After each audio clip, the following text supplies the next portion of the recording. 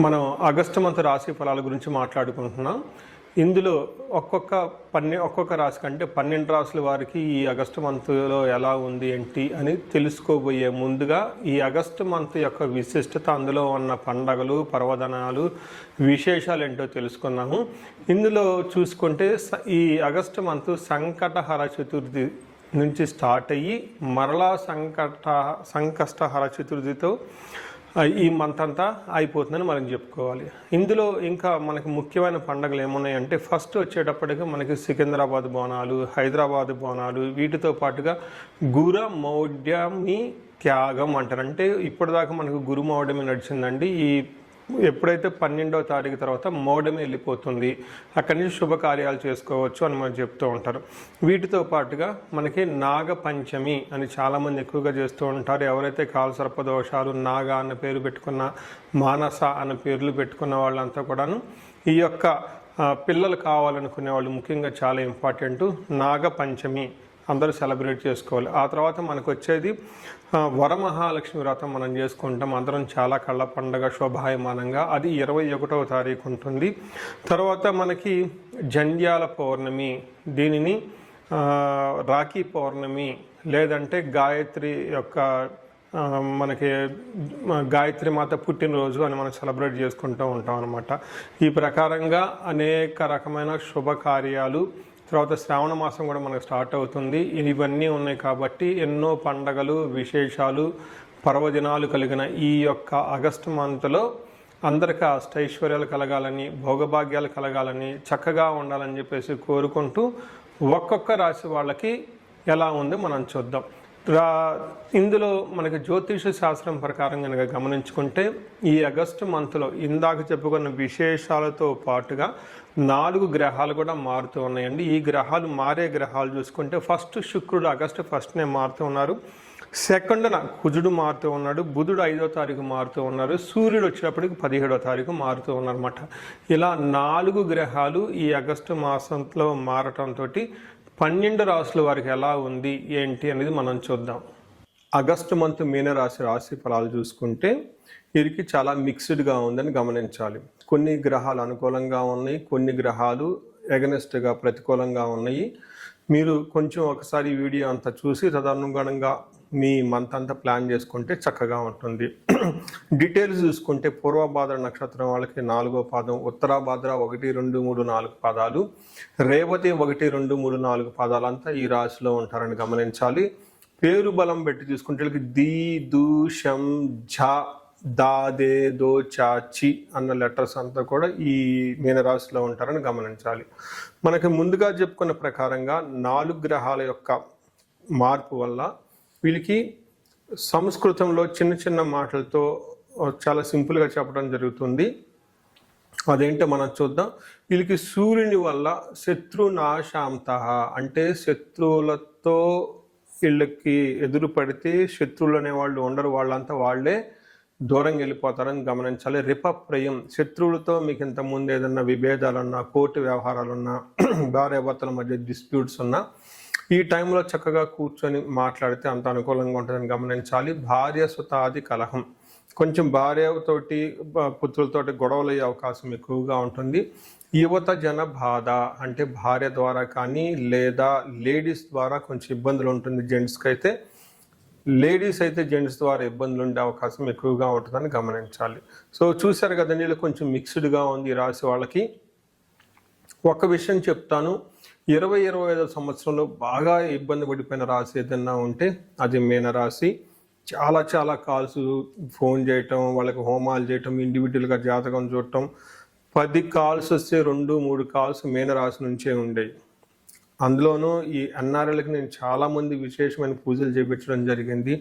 ఈ శని ప్రభావం ఉండి ఈ రాశితో పాటు ఈ రాశి వాళ్ళు ఉన్న ఇంట్లో వేరే శని పీడితమైన రాశులు ఉంటే అది ధనుసు రాశి కానీ, రెండోది సింహరాశి కానీ, కుంభరాశి లేదా మేషరాశి, ఈ 4 రాశులు ఈ రాశి వాళ్ళ ఇంట్లో ఒకే ఇంట్లో ఉంటే ఇంకా ప్రాబ్లం అధికమయ్యే అవకాశం ఎక్కువగా ఉంటుంది. ఒక్కసారి ఇండివిజువల్గా జాతకం చూపించుకొని తగు పరిహారాలు చేసుకుంటే వాటి తీవ్రత నుంచి చాలా వరకు బయటపడే అవకాశం ఎక్కువగా ఉంటుంది.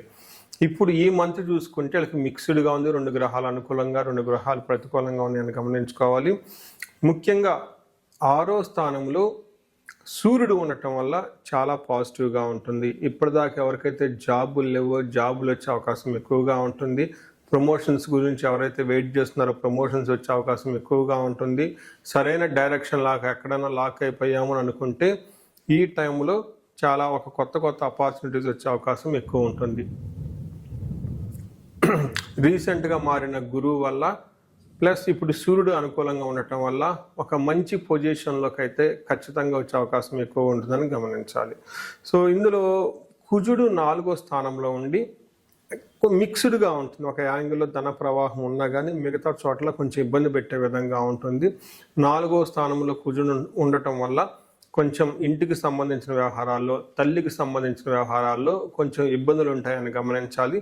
వీటితో పాటుగా మనకి సంస్కృతంలో ఏం చెప్తారంటే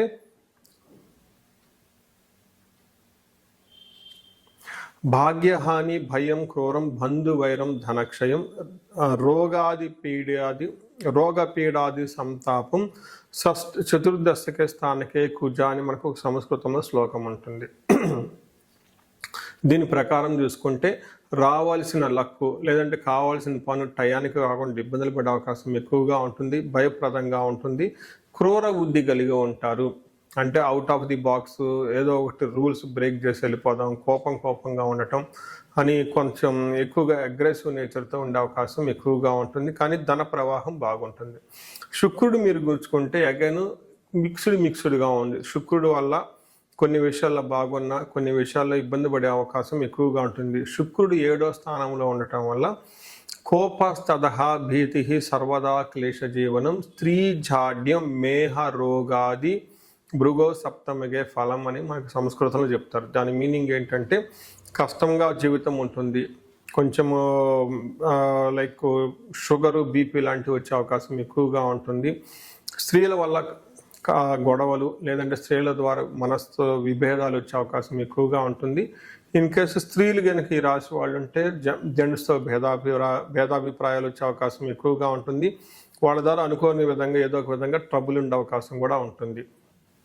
శుక్రుడు వీళ్ళకి ఇబ్బందులు పెడుతూనే శుక్రుడు కొంచెం మంచి కూడా చేస్తూ ఉంటారు. శుక్రుడు వచ్చేటప్పటికి ఎవరైతే ప్రేమ వ్యవహారంలో ఉన్నారో, లవ్ రొమాంటిక్ రిలేషన్షిప్స్లో ఉన్నారో వాళ్ళకి అనుకూలంగా ఉంటుంది. అలానే ప్లేజర్ ట్రిప్స్, వెకేషన్స్కి, షార్ట్ ట్రావెల్స్ అటు ఇటు వెళ్ళటానికి బాగా కలిసి వస్తుంది.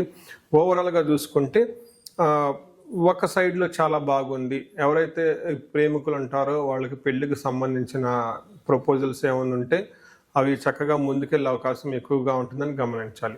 సో చూశారు కదా, ఇంక మిక్స్డ్గా ఉంది. కొన్ని గ్రహాలు సపోర్ట్ వస్తున్నాయి, కొన్ని కొంచెం ఇబ్బందులు పెడుతున్నాయని తెలుసుకోవాలి. అయితే నక్షత్రం ప్రకారం మనకు అంగగోచరం అని ఒక సిస్టమ్ ఉంటుంది, మహర్షులు పెట్టారు. ఇది నక్షత్రం ప్రకారం కూడా ఎలా ఉందో మనం చూసుకోవచ్చు. అందులో భాగంగా పూర్వభాద్ర నక్షత్రం చూసుకుంటే ధనలాభం బాగుంటుంది, జయప్రదంగా ఉంటుంది ఈ మంత్ అంతా. కానీ కొన్ని విషయాలు జాగ్రత్తగా ఉండాలి. ఒకటి రోగము, హెల్త్ కాంప్లికేషన్స్ ఉంటుంది. నెక్స్ట్ బంధనము, బంధించబడినట్లు ఉంటుంది.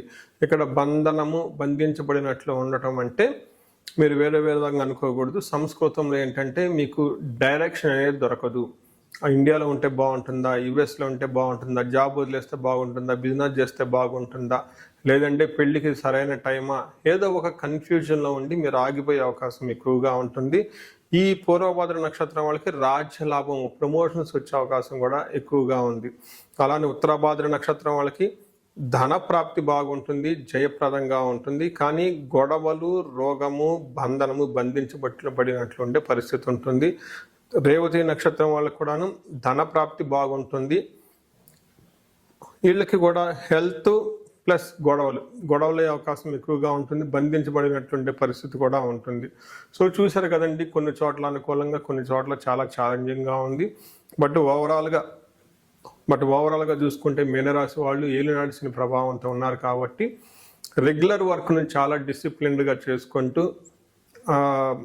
షార్ట్ కట్స్ అన్ని అవాయిడ్ చేసి చాలా చక్కగా ప్లానెడ్గా ఉంటే బాగుంటుంది. రెగ్యులర్గా ఎక్సర్సైజ్ చేయటం, యోగా చేయటం, మెడిటేషన్ చేయటం, సేవ చేయటం, ఎక్కువగా చేసుకుంటే బాగుంటుంది. కొత్తగా ఇన్వెస్ట్మెంట్లు చేయటం కానీ, లేదంటే కొత్తగా వచ్చిన వాళ్ళని నమ్మటం కానీ, లేదంటే వాళ్ళని నమ్మి బిజినెస్ స్టార్ట్ చేయటం కానీ చేయొద్దు. నేను ప్రతిసారి చెప్తుంటాను మీనరాశి వాళ్ళకి, ఏలినాటి శని ప్రభావంతో ఉన్న వాళ్ళందరికీ.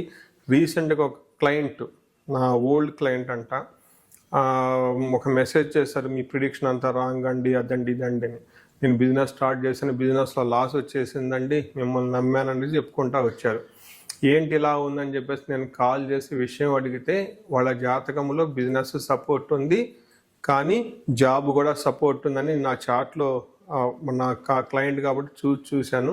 ఎక్కడ ప్రాబ్లం వచ్చిందంటే ఏలినాటి శని కుంభరాశులు కాబట్టి హైపో వచ్చింది అనే ఉద్దేశంతో ఇమ్మీడియట్గా బిజినెస్ స్టార్ట్ చేశారు వేరే వాళ్ళని నమ్మి. అందుకని చెప్పేసి ఈ ఏలినాటి శని ప్రభావంతో ఉండటంతో కొత్తగా ఏ బిజినెస్ చేయొద్దు.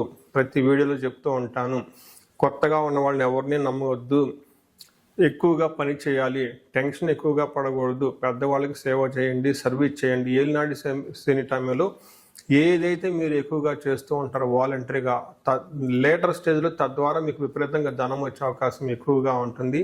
ఏదైతే చేస్తారో అది 10 అంతలు మీకు ఎదిగి మంచి రిజల్ట్ వస్తుందని మనకి పెద్దవాళ్ళు ఊళ్ళలో కూడా చెప్తూ ఉంటారు. అందుకని ఈ టైంలో గురు సేవ చేయండి, యోగా చేయండి, మెడిటేషన్ చేయండి, హెల్ప్ చేయండి. రిస్కీగా ఉన్న వాళ్ళని, చీట్ చేసే వాళ్ళని, కల్లిబుల్లి మాటలు చెప్పే వాళ్ళని దూరంగా పెట్టండి, హంబుల్గా ఉండండి. ఇంతవరకు ఉండే సరిపోతుంది. ఈ రాశి వాళ్ళు పరిహారాలు చక్కగా శనికి సంపూర్ణమైన శాంతి పూజలు చేసుకోవటం, తిరునల్లార్ అనే ప్లేస్ ఉంటుంది తమిళనాడులో, చక్కగా దర్శనం చేసుకోవటం, వీటితో పాటు హనుమాన్ చాలీసా, శనికి తలాభిషేకం రెగ్యులర్గా చేయించుకోవడం చాలా చాలా ముఖ్యం.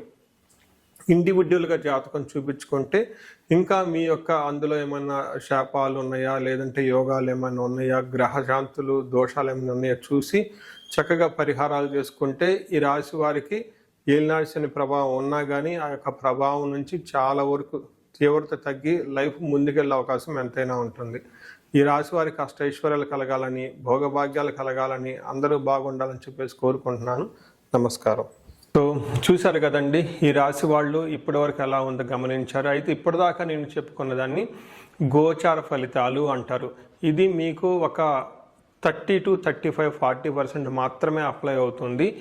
ఇండివిజువల్గా మీ యొక్క జాతకాన్ని చూపించుకుంటే దాంట్లో మిగతా 50-60% మనకు ఎలా ఉంటుందో తెలుస్తుంది. టోటల్గా మీ యొక్క ఇండివిజువల్ జాతకాన్ని చూడటం ప్లస్ ఇది రెండు కలుపుకుంటే కరెక్ట్గా యాక్యురేట్గా ప్రిడిక్షన్ వస్తుంది. సో ఎవరికైనా గనక మీకు ఏదైనా గనక ఇప్పటిదాకా చెప్పుకున్న దానికి మనకి డిఫరెంట్గా ఉంది, ప్రాబ్లంగా ఉంది, ఇబ్బందులు పడుతున్నామని అనుకుంటే ఒక్కసారి ఇండివిజువల్గా జాతకం చూపించుకోండి. ఈ జనరల్గా నేను ఒక రీసెర్చ్ చేస్తున్నాను, 40 years ±5 అంటే ఎవరికైనా 35 to 45 ఈ ఏజ్ బ్రాకెట్లో ఉండి మీకు సక్సెస్ఫుల్గా ట్రాక్ రికార్డు ఉంది లైఫ్లో, అంటే బాగా చక్కగా చదువుకున్నారు, చక్కగా మేనేజర్ లెవెల్ ఒక పొజిషన్లో ఉన్నారు, ఈ వయసులో అగైన్ అరౌండ్ 40, 45, 50 ఇలా ఈ ఏజ్లో కనుక ఉండి మీకు సడన్గా లైఫ్లో గ్యాప్ వచ్చిందంటే, అంటే ఒకవేళ జాబు పైన అన్ఎక్స్పెక్టెడ్గా, లేదంటే బిజినెస్లో విపరీతమైన లాసులు వచ్చినా, లేదంటే వేరే కారణాల వల్ల లైఫ్లో మీరు ఆగిపోయినట్లు కనుక ఫీలింగ్ వస్తే ఇండివిజువల్గా మీ జాతకం చూపించుకోవడం చాలా ఇంపార్టెంట్. ఈ వయసులో జనరల్గా శాపాలు అని ఉంటాయి, మాతృశాపం, పితృశాపం, గురుశాపం, సర్పశాపం, ఇలా ఏమైనా శాపాలు యాక్టివేట్ అయి ఉన్నాయా అవేంటో తెలుసుకొని వాటికి సంబంధించిన పరిహారాలు చేసుకోవాలి. అంతేకాకుండా మీకు ఇండివిజువల్గా నడుస్తున్న దశాభుక్తి అని ఉంటుంది. ఈ దశాభుక్తి యొక్క గ్రహాలు, అవి గ్రహ దోషాలు ఏమైనా ఉన్నాయో తెలుసుకోవడం కూడా చాలా ఇంపార్టెంట్. సో ఈ ఏజ్ బ్రాకెట్లో ఎవరైతే ఉన్నారో 40 ±5 years కెరియర్లో స్లో అనుకున్న వాళ్ళు ఇండివిజువల్ జాతకం చూపించుకొని ఇలా టోటల్ హారోస్కోప్ని స్కాన్ చేయించుకొని అందులో శాపాలు ఏమైనా ఉన్నాయా, గ్రహ దోషాలు ఏమైనా ఉన్నాయా, అవి సంబంధించిన బ్లాకేజెస్ ఉంటే అవి పరిహారాలు చేసుకోవటం వల్ల తొలగించుకుంటే లైఫ్ అనేది చాలా స్మూత్గా వెళ్తుంది, ముందుకెళ్తుందని మీరు తెలుసుకోవాలి. సో ఇంకా కొంతమందికి ఏమైనా కనుక సమస్యలు ఉంటే సమస్యకు సంబంధించి కూడా పరిష్కారాలు మనం చూసుకోవచ్చు. ఎవరికైతే ధనానికి బాగా ఇబ్బంది పడిపోతున్నారో స్వర్ణలక్ష్మి విశేష హోమం చేయించుకోవటం, కుబేర పాశుపతం చేయించుకోవటం చాలా ఇంపార్టెంట్. ఎవరికైతే భార్యాభర్తల మధ్య అన్యోన్యత తక్కువగా ఉండి ఇబ్బంది పడుతున్నారో అన్యోన్య దాంపత్య పాశుపత అభిషేకం, ఫ్యామిలీలో సరైన అట్మాస్ఫియర్ లేదు, అంతా గొడవలుగా ఉంది, శత్రు బాధలు ఉన్నారంటే చండీ హోమం, చండీ పారాయణం చేయించుకోవటం, ఎవరికైతే హెల్త్ సరిగ్గా ఉండదు అనుకున్నారో ఆయుష్ సూక్తము, ఆయుష్ హోమం, మృత్యుంజయ హోమం చేయించుకోవటం, ఇలా ఎలాంటి మీకు ఇండివిజువల్గా ఏదైనా కనుక సమస్యలున్నా, రకరకాల సమస్యలు ఉంటే ఆ యొక్క సమస్య నుంచి బయటపడడానికి ఒక్కసారి జాతకం చక్రం చూపించుకొని దానికి కారణం ఏంటో తెలుసుకొని తగు పరిహారాలు చేసుకుంటే ఈ సమస్యల నుంచి చక్కగా బయటపడే అవకాశం ఎంతో ఉంటుంది. సో ఈ రాశి వారికి అష్టైశ్వర్యాలు కలగాలని, భోగభాగ్యాలు కలగాలని, అందరూ చక్కగా ఉండాలని చెప్పేసి కోరుకుంటున్నాను. నమస్కారం.